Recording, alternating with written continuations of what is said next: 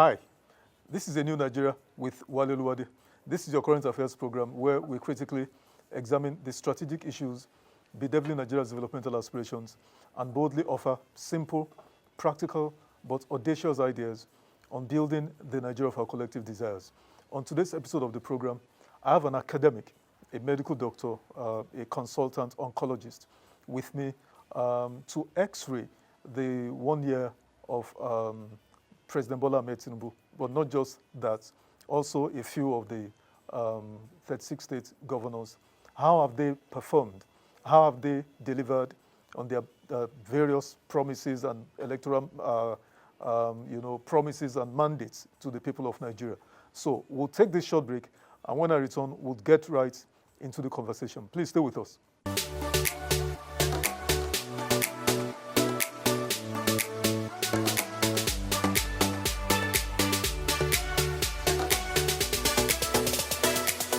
Welcome back. My guest today is Professor Usman Yusuf. A brief bio of Professor Yusuf.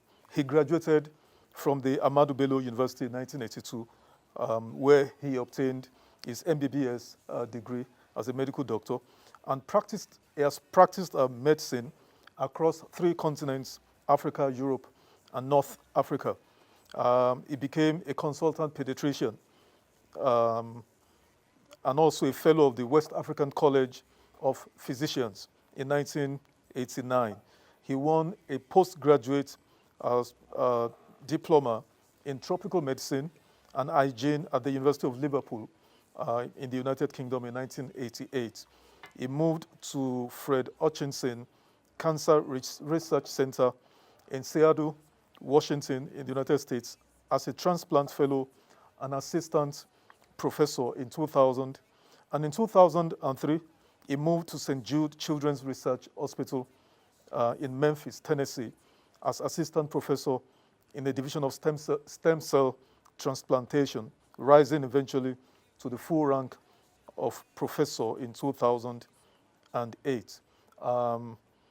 Incidentally, he returned as one of those highly trained diasporans to Nigeria and was appointed as the executive secretary, CEO of the National Health Insurance Scheme of Nigeria in 2016. Prof, it's an honor having you on the program. Good afternoon. Thank you for having me. How are you today, sir? I'm good. Thank you. Good to see you. Good to see you too. Let's get right into our program. You've been very active lately in the media rounds. I've seen you a few times. Your criticisms of President Bola Tinubu's administration. One particular clip caught my attention where you described the administration's maybe policy or governance style as, and I quote, deception, destitution, and hopelessness. Can you please expatiate on this? What do you mean? Right, good. So it's been a year, and I just wrote a piece titled the same. Tinubu's reign of deception, destitution, and hopelessness in a year. So in the span of a year, if you've lived in this country, and there is no hiding it, our people are poorer. The price of petrol was what, and what is it now? The price of the dollar was what, and what is it now? Rice is out of reach of the common man. A bag of 50 kilos of rice is over 70,000. 80 thereabouts, 85. What is the minimum wage? 30,000. How much does a soldier on the war front earn? 50, 60,000. So we have a soldier fighting for us. Yet his family cannot buy him rice. And we think this government is doing right. Millions more Nigerians. This is in a country where we have in 2019, the data from Nigerian Bureau of Statistics, 133 million Nigerians. Out of the 200 million, that is 65 million, 65% of Nigerians are in multi-dimensional poverty. This policy has done nothing but add millions more into multi-dimensional poverty. We had, this is a past, over 20 million Nigerians out of school. Now, because of this, millions of parents cannot pay the school fees of their children. So we have millions more out of school.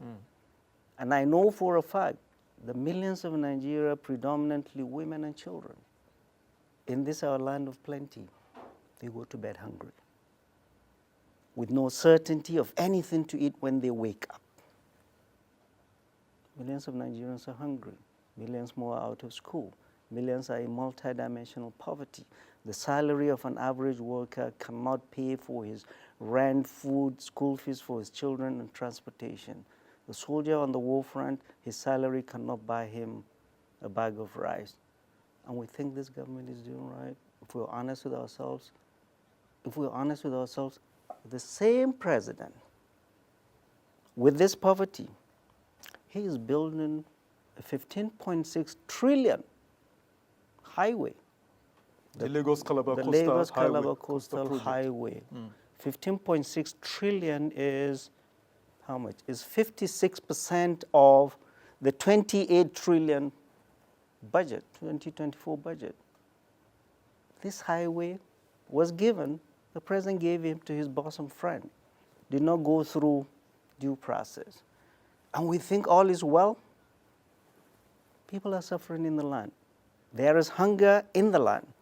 It's not that there is no food in the market, but people cannot afford to buy this food. Sorry, Prof. Which of the president's policies specifically do you criticize? All of them. Like? All of them.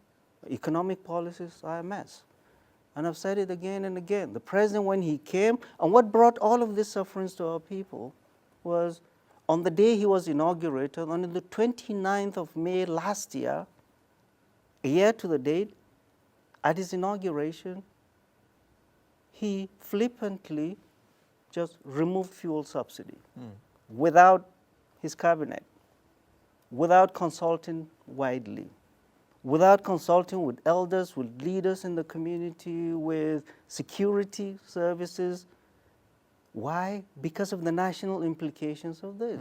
And he did not have a fallback plan to mitigate the effects of all of this.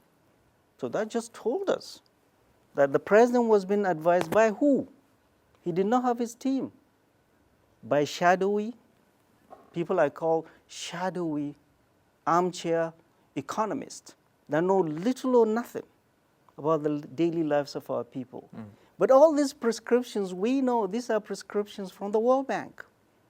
The World Bank has told several presidents in the past, remove fuel subsidy, devalue your naira, your currency, increase electricity tariff, remove the subsidy on everything, on education, on electricity, on fuel, and increase the taxes. This is exactly the president got this prescription, and he's giving it to us, and it's killing our people. So this is the economic policies that is putting Nigerians in, that's killing Nigerians, literally. Let me comment, Prof. I hear you, and I'm sure Nigerians listening hear you loud and clear. Now, but what would you say to those who argue, maybe amongst the president's team or supporters of the president from the party and all of that, who say the president inherited, as it were, using a phrase popularized by Professor Soludo, governor of Anambra State, former CBN governor, who should know, who said the present Bola Tinubu administration inherited a dead economy. That is one.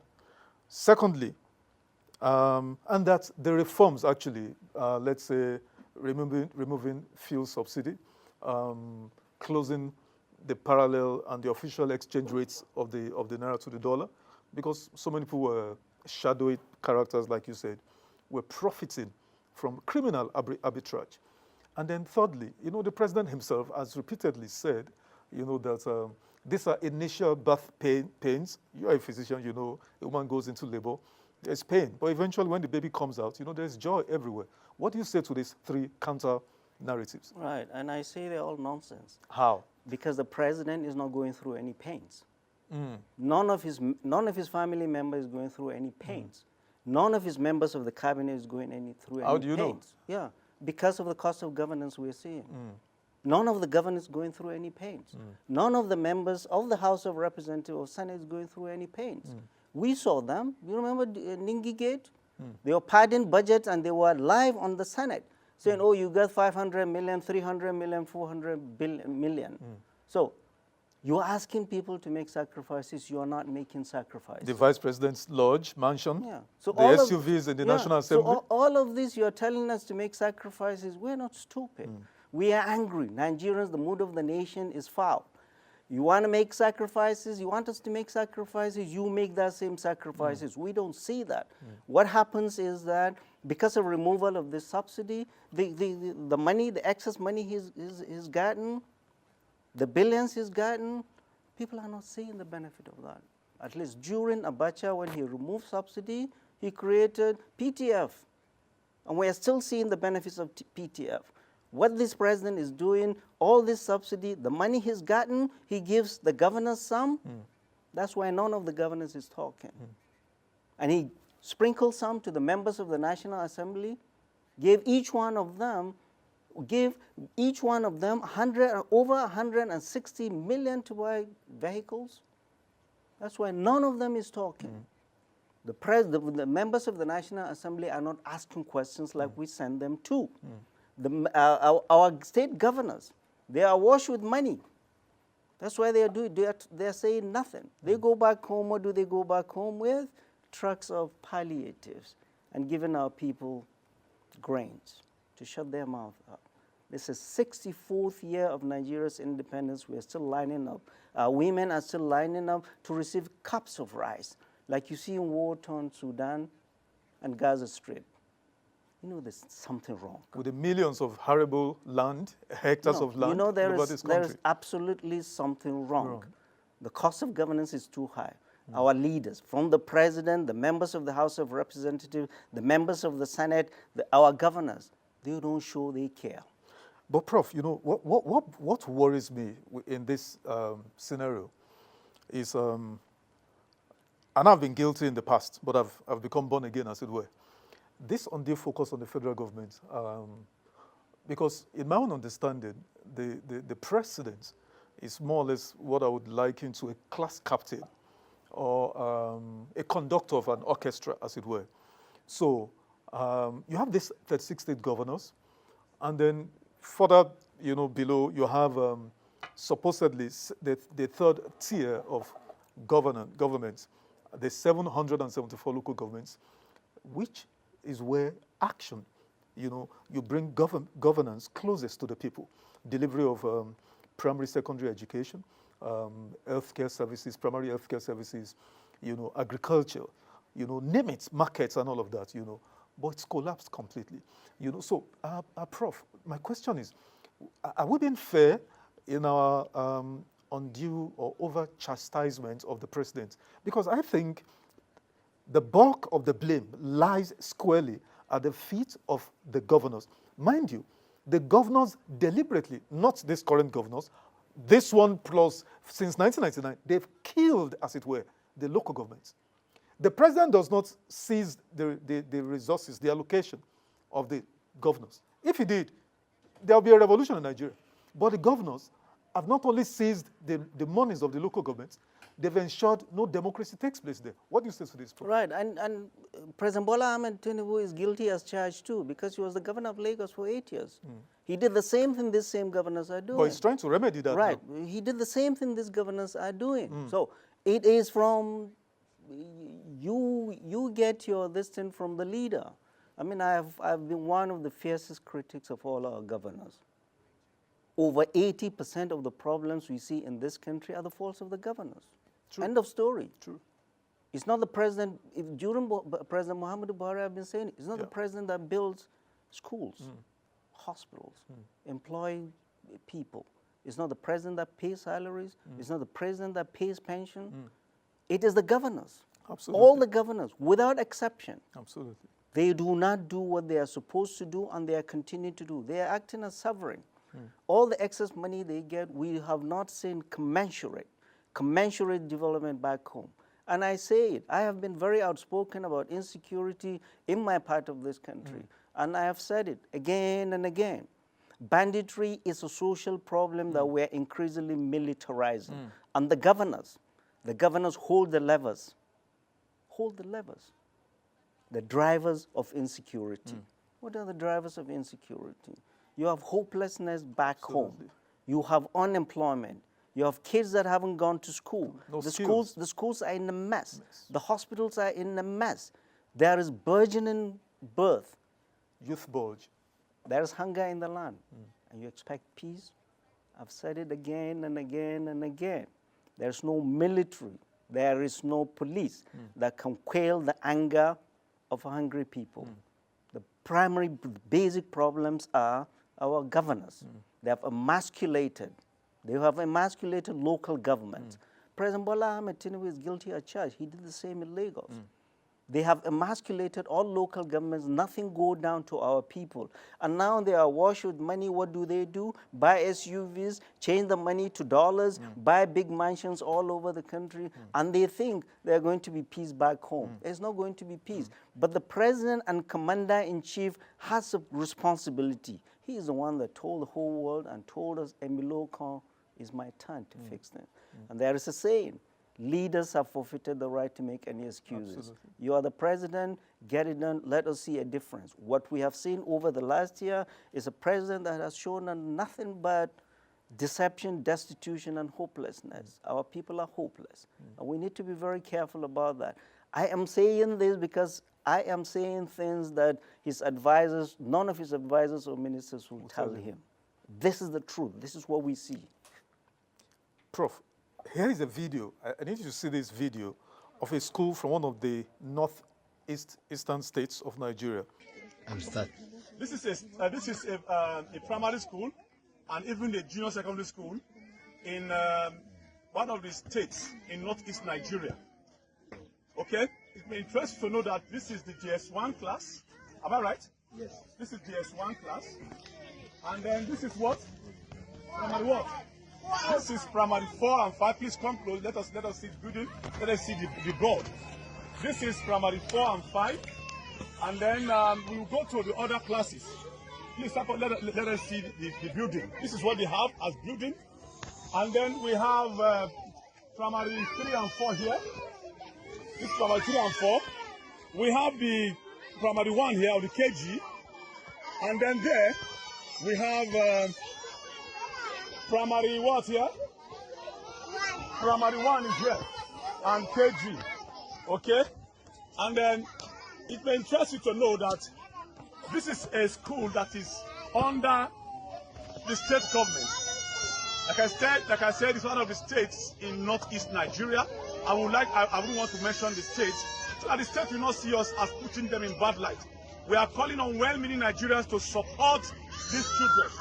It may also interest you to know that the children in this community are up to 200, up to 100. Prof, you know, going through your bio, one would be tempted, listening to you, you know, that maybe you are an African American, as it were. But you're a Nigerian, full-blooded Nigerian.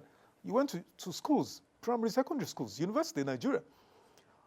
Now, can you explain to any Nigerian, any reasonable, right-thinking, God-fearing Nigerian, how do our governors go to bed and sleep well and eat and